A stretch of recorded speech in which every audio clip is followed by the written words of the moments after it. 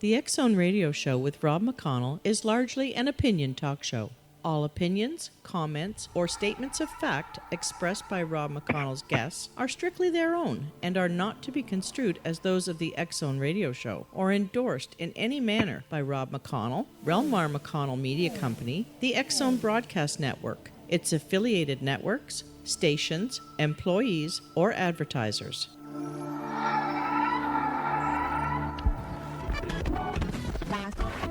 All Hit Radio.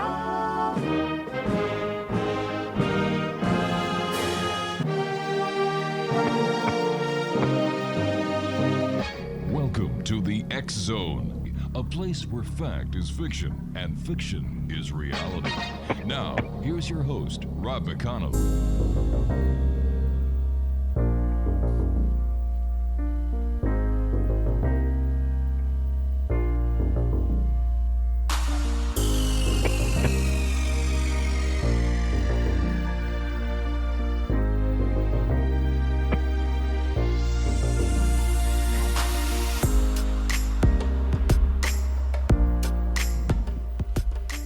And welcome back, everyone. This is the X Zone. I am Rob McConnell. We're coming to you from our broadcast center and studios in Niagara, Ontario, Canada.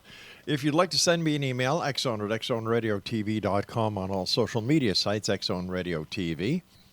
For the broadcast schedule of the X Zone Broadcast Network, www.xzbn.net.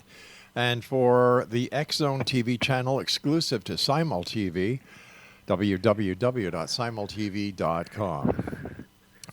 My guest this hour is Larry Porter, and we're going to be talking about intuitive health. Now, let me give you a little bit of an idea of what we're going to be talking about with Larry. For over 25 years, LD Porter has provided extraordinary psychic distance healing for clients with severe and chronic illnesses. In addition to his healing practice, JD has presented international workshops and summits. Now, this is a disclaimer from his website. This does not furnish medical advice. Any diagnosis, treatment, or care of a patient should be discussed with a physician. The work is not intended to replace personal medical care from a licensed healthcare practitioner. This work is considered spiritual guidance. Do not discontinue medications prescribed to you by your doctor. Do not make any changes to your medication without first consulting your doctor. Now, his website is ldintuitive.com. That's www.ldintuitive.com. And Larry, welcome to the X Zone. Thank you very much. It's so good to be here. Tell us a little bit about yourself. I'm sorry, we had a disconnect there. Yeah, we're on a cell phone with Larry, X Zone Nation, so this is what happens when we connect with a guest on cell phone, so be patient with us. So, Larry, the question I asked you was, tell us a little bit about yourself. Yes, I'm a little unique, out of the ordinary. I was born on a farm, a 200-acre farm in East Texas. We grew pine trees, vegetables, and cattle. My father, ironically, was a retired pharmacist, and so I grew up around a medical field. Doctors were friends, pharmacists were friends, and pharmacists were in the family. I was born to an older mother. I was an only child, and as a result, I grew up alone on this farm. Mm-hmm. But my friends were animals, trees, nature, especially the feeling for nature and the feeling for animals. And I carried this feeling on into areas with my human friends. And these days, I think we call it hypersensitive. We're sensitive to many things, the people, their feelings, their surroundings, how they affect us. So that's a little bit of the basis and the background I come from in my work and development. All right. Now, how did you realize that you had the ability to use psychic gifts and then become an intuitive? Well, it's one of those gradual things you evolve into. As a child growing up, as I said, we develop those sensitivities. In high school, we have other sensitivities. Mm-hmm. and we realize we're kind of a loner and we have to act in order to fit in with the group. And then in college, we began reading, and we developed friends who do have psychic tendencies and sensitivities. And later on, after college days in the 80s, I became acquainted with very fine psychics and healers. Some were nurses, some were medical, others were true psychics and intuitives. In the 90s, I spent time with the great Amish healer Solomon Wiki, and about 2 years of working with him, 3 days a week. Mm-hmm. And we saw some things which many people would consider miraculous, everything from healing cancer to issues to dissolving humors, etc. So it was a slow evolution through the years. I'm 68 now, and I'm still young. You're 68 years young. So when did you get into the distant healing realm? Well, as I say, it really developed in the 80s. We had some metaphysical things happening to us, and when I say us, I usually speak in the collective because I never feel like I'm alone. I feel like I have a group, a spiritual group, if you will, that works with me. They come to me, and especially when we're working with someone in depth. So I would say it really started developing in the 80s. I was sent out to Hopi territory, to the Anasazi territory. I lived in Flagstaff for a number of years, and I explored a lot of areas out there. I was sent out there from Texas. I had a restaurant at the time. Sent out there from Texas, and was told to go to the spiritual sacred places of the Hopi and Anasazi, and I explored a lot of those areas, felt a lot of things that all felt like home to me. Yeah. I don't know why I didn't grow up there. And healing was always one of the primary subjects, it seemed, that it was pointing to, especially for me. Okay, so it all grew out of there. All righty, but I understand that you were you were working in the music industry as a pianist and as a piano repair person or piano tuner. If the gift was that prevalent, why would you have to work in the music industry instead of just 100% with your gift? Well, my training. Uh-huh. Throughout, I started as a small child with the piano, not a true prodigy, but I was well developed as a pianist, classical piano, and I went on through college. I have degrees in music. I've taught at several universities, piano and music, and I give regular performances in classical piano. That is my training, my background, my degrees, my profession, so to speak. Mm-hmm. However, in the 90s, I did, as I said, study and work with Solomon Wiki, the great Amish healer. And from there, I became more public and started working openly and publicly.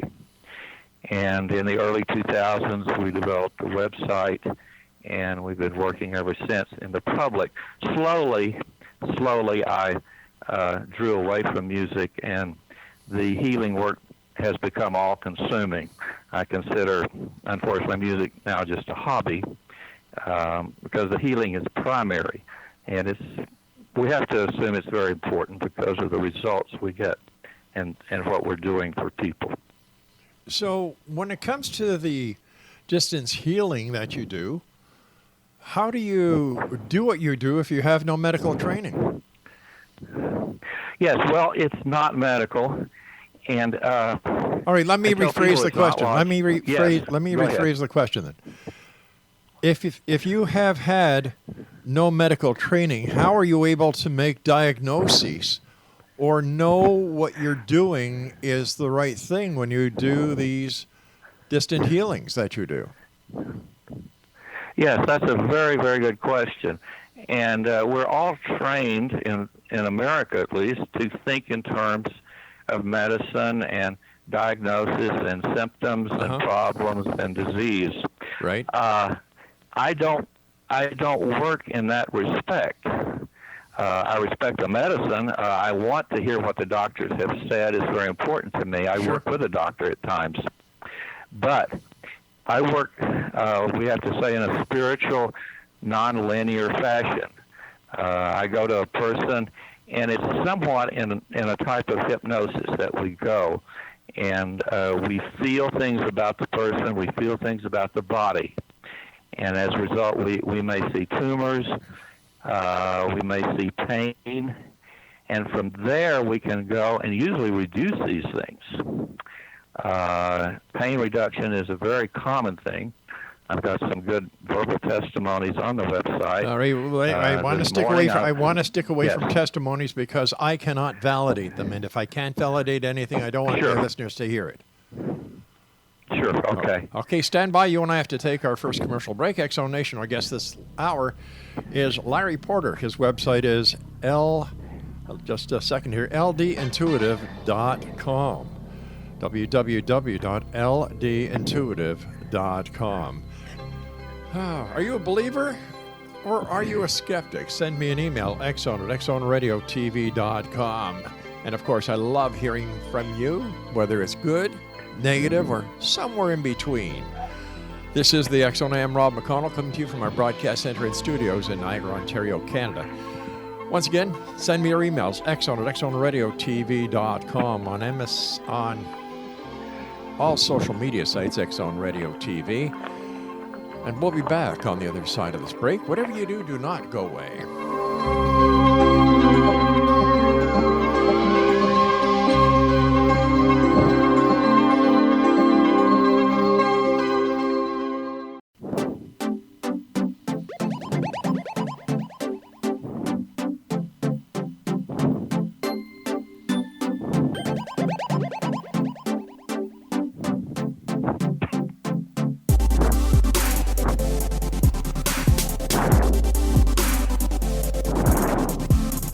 Larry Porter's our guest this hour. ldintuitive.com is his website. Now, before we went to the break, you were just starting to tell us about the distant healing you do, and you said that you use hypnosis. How do you hypnotize somebody long distance?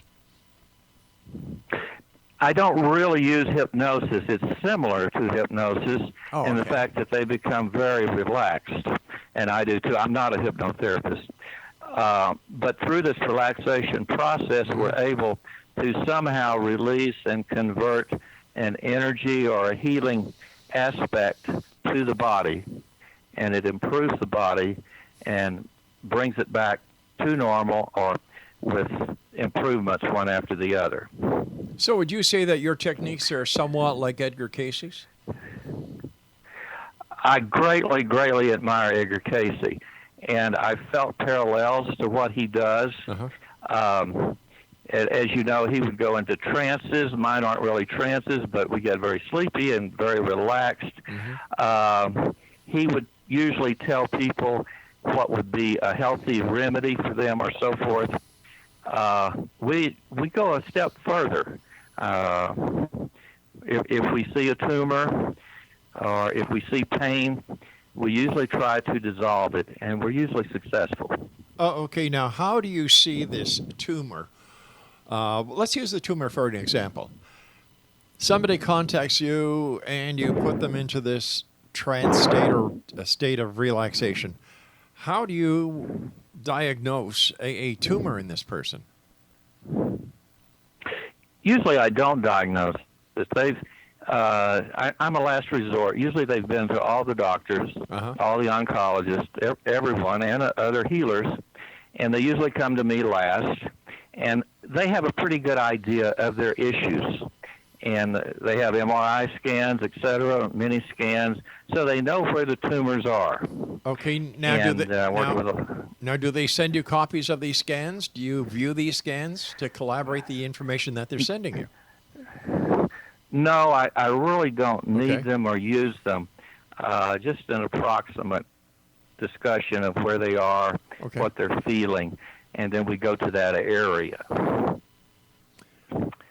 So why do you think they go to you last? Is it desperation? I think so in many cases, unfortunately. When we have a deadly illness, we try everything, and we look in every direction. And I'm one of the last directions people look in, and certainly one of the last directions people would believe in. They usually don't believe it until we have a session or two, and then they start seeing evidence within themselves. They start feeling the difference. During a session on the phone, they will usually feel a body shift in temperature, tingling in certain areas. They'll certainly usually feel pain alleviation, etc. But could this not be part of the placebo effect? I mean, if medical professionals and other psychic healers have had no success, how come you can be so successful? Well, I don't claim it. I don't do it. It comes through me. Okay. And all I know is we see success. People, their number one question is, can you heal me? Well, I don't know. I don't do any healing. I just go with you in the session, and what comes through me and to you is not of me. Well, who is it or what is it that actually goes through you that is able to accomplish these feats that medical professionals and other psychic intuitives can't? I don't know. You must have some idea. I've been wondering this for years. We've been looking for answers, and we don't have answers. You know, you must have an idea because you call it spiritual guidance. Yes, I think that's a pretty good description. So who is this spirit, and how did you connect with this spirit? I don't have names. I don't have categories. I do feel there is a group of spiritual people who work with me. Okay. One may be my father, who's deceased, and some others. But I can't give names because it's too indefinite. I don't think it would be inaccurate to try to be accurate, if that makes any sense. It would be inaccurate to be accurate. Yes, to try to be accurate and to try to be specific. It's not linear. It's not logical. We can't put a finger on it. Okay, now in the information that you sent my producers, you claimed that you have been able to cure people or make people better who have had cancer? Have them have improvements and actually shrinkage of tumors, etc. Not in every case. We have lost people. I claim no cures at all. I don't really use the word cure, but we do use the word improvement because it's very evident. There's a lot of times every session there's an improvement. There's an accumulation of improvements. Now, are these improvements documented by the medical community as well? Some are. If you go to my website, there's a well-known, well-respected medical doctor who works with me at times, and he's seen these things happen over and over through time. Well, my question is why do you need a medical doctor with you when these people have gone through the medical community, and in your own words, you've been the last choice or the last resort? Medical doctors are so important to me because they know the anatomy, they know the chemistry and everything else behind. So I think we tend to supplement each other. I like to stand in the background of the medical doctors and give other spiritual criteria, shall we say, or see if there's a cancer, see why 20 years ago, what implemented and what instigated that cancer to happen, whether it be a car wreck or a rape, a traumatic situation. A lot of times that comes to mean we can see that and we can question the client more and look in depth at the reasons. All right, let me ask you this. Does the doctor get to see the person who contacts you? I won't use the word client, but the person who contacts you for your services, does he get to see the medical chart? Does he get to see for example, the MRI scans, the x-rays, the blood work? Yes, we've done this at times. Let me make a note. This doctor that works with me is not only an internist for a hospital, he has a huge background in energy medicine. So he's seen and does both sides of the fence very well. So this doctor knows how to complement each. This doctor is an MD? He's a DO and an internist, has been he's presently an internist for a hospital right now. What is a DO? Microbiologist also. What is a DO? Doctor of osteopathy. It's similar to an MD. There's a little different emphasis on the body. I wouldn't want to go into detail on the differences, but they work just like a doctor does. And I would imagine you're talking about Dr. Robert Schroeder at this point. Yes, that's true. Okay. Very exceptional man in both areas. Oh, all right. Now, so the patient contacts you. I just want to know if I've got it straight. The patient contacts you. Do you do a consultation with Dr. Schroeder on all cases? Oh, no, just special ones. Usually the most intensive cases I work with, I'll ask him to come in and join, and then they may send him medical reports, etc., which, of course, he can interpret and understand. Gotcha. Now, do your clients or the people who come to you, do they have to pay for the services of Dr. Schroeder on top of your services? At present, they're not. He's donating his time. And what is your fee that you charge per hour? Presently, I'm charging $3.95 for 2 phone sessions. That would be like a Tuesday and a Thursday, 1 phone session each day. A full phone session, a full 8 hours? 45 minutes to an hour each phone session, and then let me get this straight. You're charging $395 for healing sessions for a maximum of 2 hours. No, for a maximum of 3 days if it was Tuesday and Thursday. Well, I work with this person off the phone. The work continues. It doesn't have to be on the phone. I see. And Okay, I continue working with this person, and I ask them each day to email me and give me their condition. All right, stand by. We've got to take our break. We'll be back on the other side. Oh, X Zone Nation. More on the other side of this break as we continue here in the X Zone from our broadcast center and studios in Niagara, Ontario, Canada. Don't forget, send me your emails. xzone@xzoneradiotv.com. The website is ldintuitive.com. My guest is Larry Porter.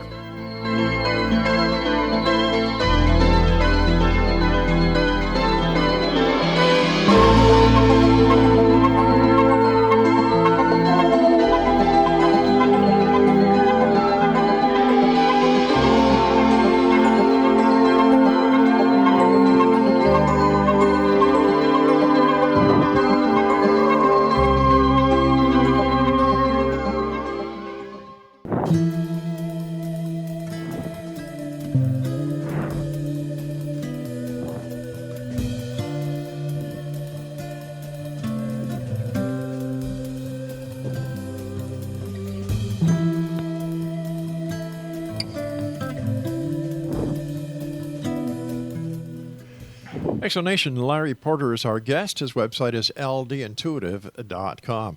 So Larry, let me just try and get this straight.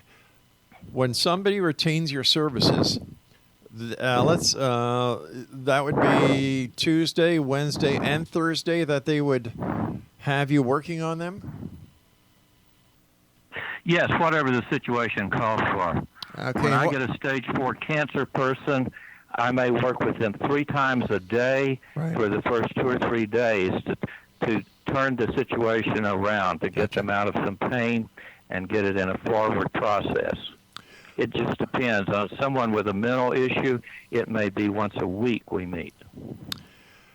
Okay, so you not only deal with physical ailments, but you also deal with mental issues?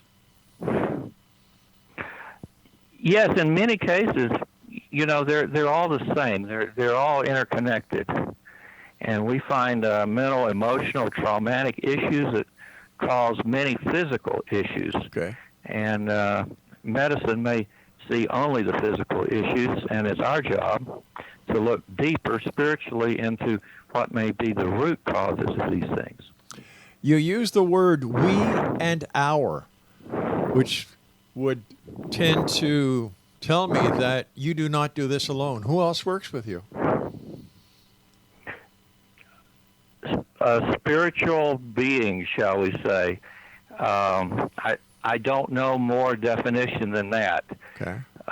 But I feel like there is a spiritual group that works with me and gives me information.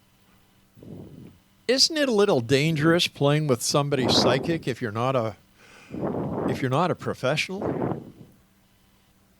Could you not, in fact, cause more harm than good? Not with what we do. We see what should be improved, and we try to make improvements. Many times, someone's thought processes might be affected by lack of circulation, and we're working with increasing the circulation and improvement there. All right, lack of circulation. Why wouldn't a doctor, who these people, I hope they've gone to prior to seeking alternative health, why wouldn't a doctor pick that up in a simple blood test and, cardio checkup would be able to, hone in on that right away? Yes, and many times they do. Okay. And spiritually, sometimes we can have an effect where chemicals and medicine cannot or do not. So we go in those directions. All right. So the we that you're talking about is you and your spiritual guides, I would imagine. Yes, you could call it that. Okay. Yes. But once again, Larry, I've been in this business. This is our 30th year doing this show. And over the years, I've had so many intuitive healers come on.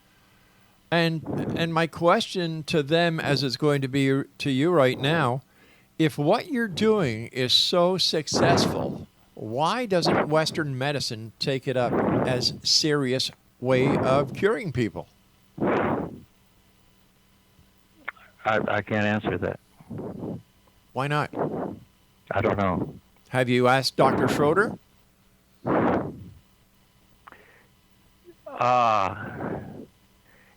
It's not that simple. This is not black and white. I do know Western medicine is becoming to have a more open door to intuitive work. Right. If you read Larry Dossey's books, he has a large database on prayer and its effect on healing and things like that.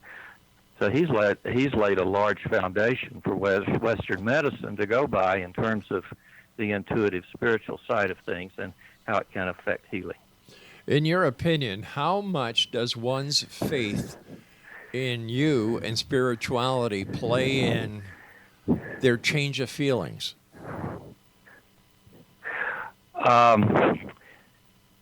Mine may be very different from a lot of healers. I do not work with the idea of faith. I do not work with the idea of concepts or techniques. Well, wait a second here. Hold on here. You just contradicted yourself because you said you do not work with faith. In order for somebody to believe in you, they must have faith in you and what you do. No, not at all. So you mean Over someone? and over and So you over, mean we've proven this to be true with past clients. Many clients do not know I'm working with them, and they improve because we use an intermediary person.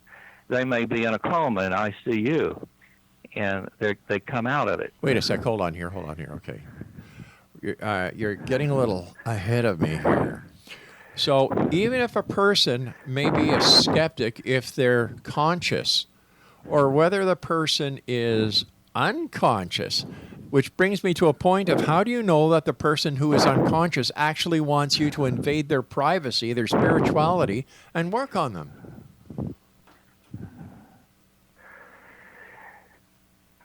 I have an intermediary person I work with if they're unconscious. Well, it may be a daughter, it may be the mother, and they ask me to go through them to work on a person. Would you pray for someone that you didn't get their permission first? I'm not charging these people $395 to pray. I'm doing it from the goodness of my heart. When I pray for somebody, I don't send them a bill. I don't say, hey, listen, give me the $395 first and then I'll work on you. So that's the difference between me praying for somebody. I'm right? sorry, I can't argue with a skeptical attitude. With a what? I'm sorry. Skeptical attitude. Oh.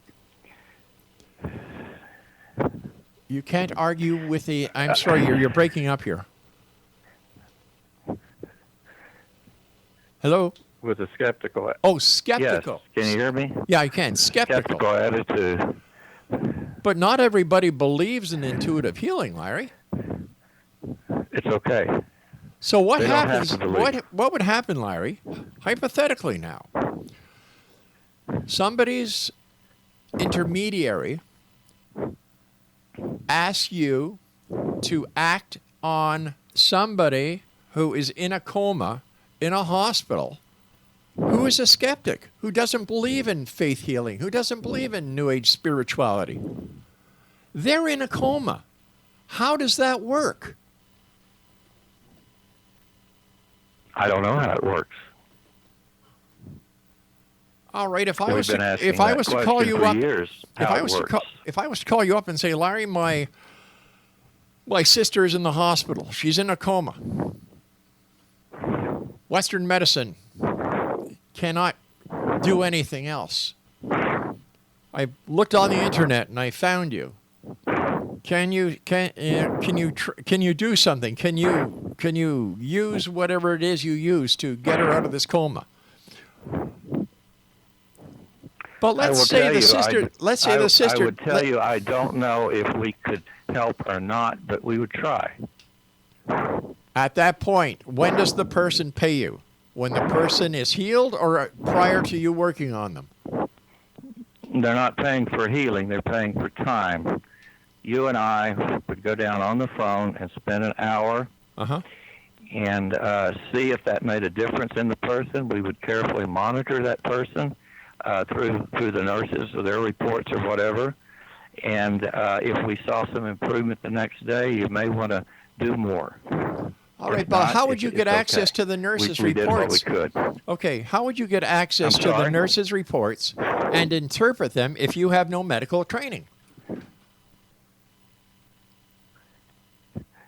If your sister was in a coma, you would probably be talking with the hospital 3 or 4 times a day and getting general impressions from the nurses, from the doctors, and seeing if they were improving or going down or what the situation was.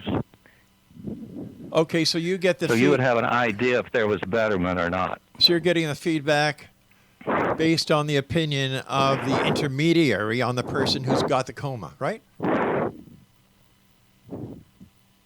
Hello?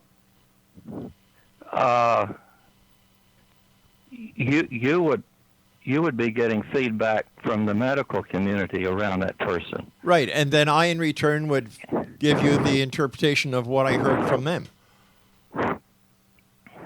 Right? I'm sorry, we broke up a little there. I'm sorry. I said that you. All right. Let's say still using the hypothetical situation that is my dear sister. The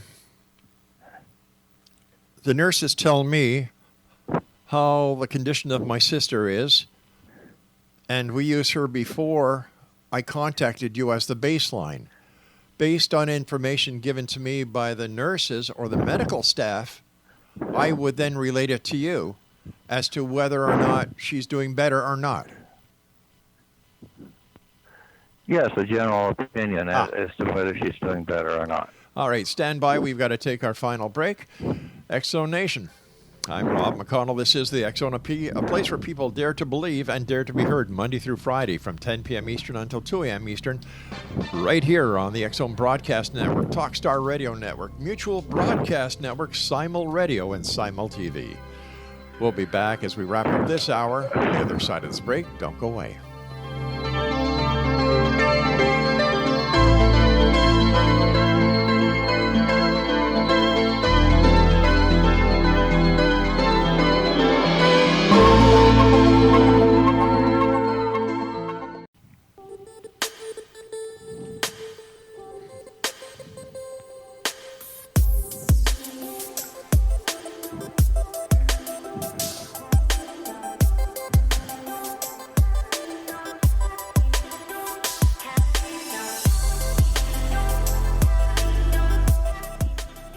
X-Zone Nation, our guest this hour is Larry Porter. His website is ldintuitive.com. Going over some of the information that you sent us, my experience bringing stage 4 cancer patients, COVID-19 patients, back to health.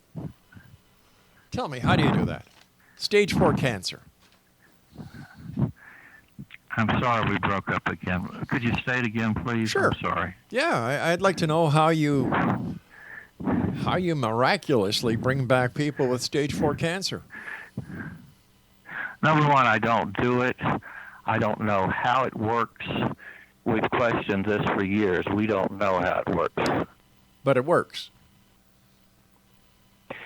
We see instances of it working many times, not every time. What would you say the positive result percentage would be? Most of the people that sign up with me for a session or two, about 90% of the people will see some improvement. 60 to 70% will see large improvements in their conditions. All right, I'm talking specifically here of stage 4 cancer.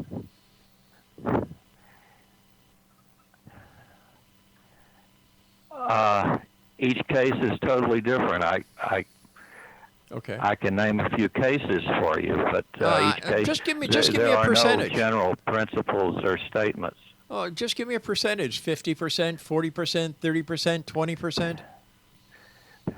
I would say 50% with severe cancer will see some improvement, sometimes significant improvement. They'll get their lives back for a while.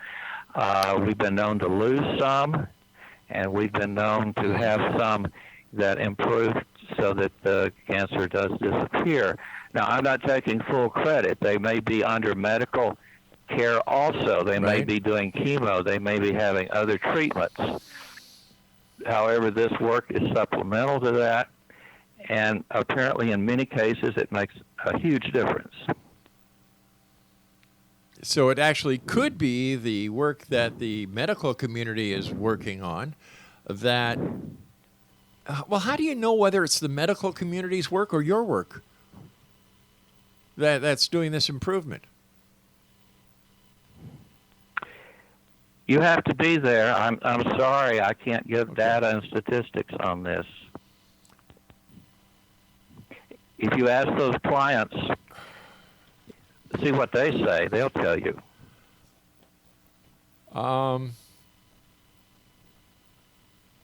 My experience bringing stage 4 cancer patients, COVID-19 patients, back to health.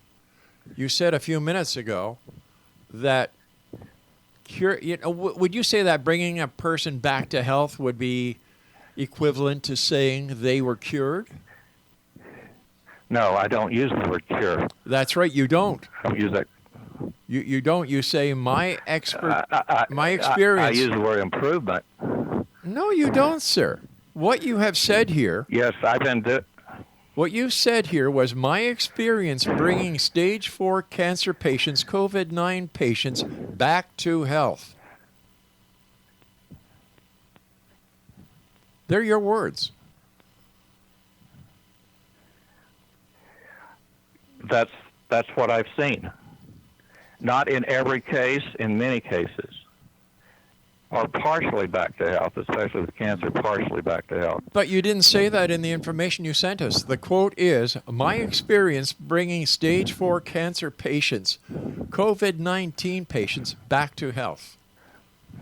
That leads me to think that what you were saying, and other people that we showed this to, including our senior program director, is that when you say my experience bringing stage 4 cancer patients, COVID-19 patients back to health, when somebody is brought back to health, they are presumably cured. That was not what I intended to say. Oh, okay. So that was an error. Yes, I didn't mean that as an absolute statement every time. Okay. But has it ever happened where somebody has been totally cured? Yes, it has happened where not totally cured, I'm not using that word, where there has been no reoccurrence of the cancer, or where the COVID patient is 100% back to where they were before they had COVID. If what you say is true, and you can, with your guides or whoever is the we and the our in our conversation this past hour, can do what you say you can do, why can't you do a mass healing instead of only when somebody pays you for your time? I've really tried that in the past years many times. Mm-hmm. And I used to have teleconferences where we'd invite 20, 50 people to join in Right. and work, usually through a group meditation, and I would direct it. It had positive results, but it never had the effectiveness as a one-on-one did. I'm not doing that at present right now. It's too much energy and not enough results. The one-on-one results gets the results. Usually, not always. All right, but the energy that you were just talking about that is very wearing on this energy, is that the energy from yourself or from the spiritual assistance that you get? I don't know. To do a session makes me very tired. It's mental work. I'm drained from it. Yeah. It's a lot of mental focusing and concentration. So I am drained from it. How many patients do you take care of at one time? Ideally, 2, maybe 3 a day. Wow. Because there has to be time in between. And I work, the most intense ones I'll work even at night with mentally. This is a mental, ongoing, focusing, concentration process we do here. It's not just an appointment where we listen for 45 minutes and then shut down. We're working with that person as long as they're with us. How does the person who's retained your services actually know that you're doing what you are saying you're doing? They don't. Why do they trust you? Feel it. Why do they trust you? Will tell me they feel it, or they see the results. Have you ever seen a show with Penn and Teller? It's called Bullshit.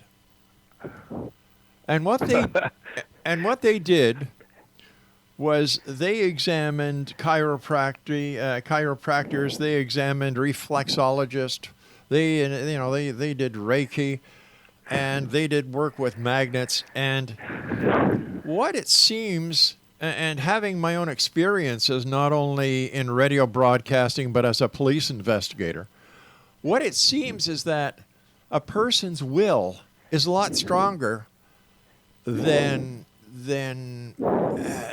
what appears to be, but they can also be influenced by a placebo effect and mind over matter, and in some cases sheer bullshit. So how does somebody listening tonight differentiate between snake oil, bullshit, and the real thing? They feel it, they know it, they can quit any time. Do they get a refund if it doesn't work? Sometimes. Let me If they rephrase ask that for a question. refund, they get one. I'm sorry? If they ask for a refund, they get one. That's commendable. That's commendable. So, Usually we don't need to do that because they see improvement and they continue wanting more sessions because they're continuing to improve. you know, I saw an experiment where somebody claimed to have pain, another person claimed to have mental issues, and you know, a fake doctor, that this was all part of the experiment, a fake doctor put non-magnetized magnets on their person.